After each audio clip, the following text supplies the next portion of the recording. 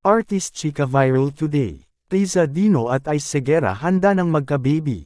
Paalala lamang po, ang videong ito ay base lamang sa mga nakalap na impormasyon na usap-usapan ngayon sa mga social media platforms. Ito ay ibinahagi ni Liza noong January 6, 2024 press conference ng Drag Club Rampa. Ang bar na ito na matatagpuan sa Quezon City, ay ang pinakabagong venture ni Liza at Ice kasama ang mga co-owners na sina R.S. Francisco at The Divine Divas Precious Polo Nicole, Viñas Deluxe, Brigid Ing. Tinanong din ng Pep.ph si Liza kung tinutuloy pa ba nila ni Ice ang plano nilang magka-baby. Gagamitin nila ang mga itlog ni Ice at isang sperm donor para sa procedure, at dadalhin ni Liza ang fertilized egg sa kanyang sinapupunan. Anya ni Liza, "One time, nag-usap kami. Sabi ko sa kanya, love, what if, halimbawa, high risk yung pregnancy ko?" Sabi niya, parang, of course, hindi natin ma-imagine, di ba?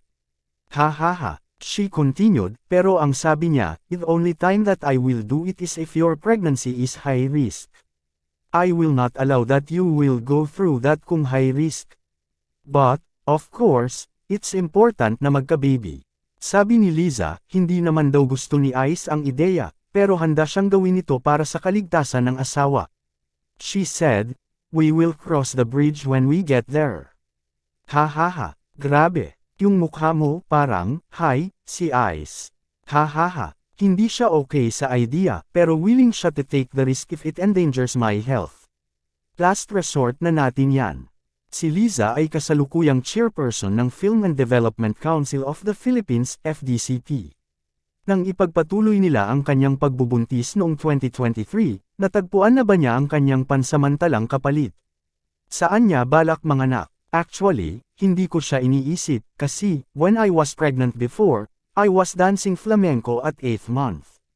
I mean, I definitely will just be in the Philippines, and I cannot participate as much sa mga events. Pero in terms of supervision, of course, hindi naman mawawala yon.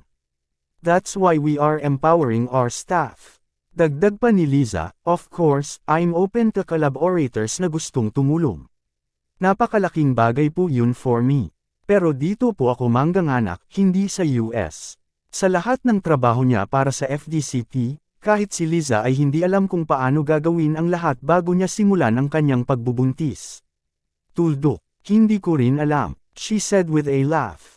Pero we have different divisions sa bawat isang programang ito. And we make sure naman na nakaplano. Sa tulong ninyo, Entertainment Press, napapadali ang pagpapalaganap namin ng mga programa namin. Ano masasabi nyo dito? Magkomento lang po, at para updated sa susunod na balita, huwag kalimotang mag-like, share, subscribe and click the notification bell para laging updated sa aking channel. Yeah!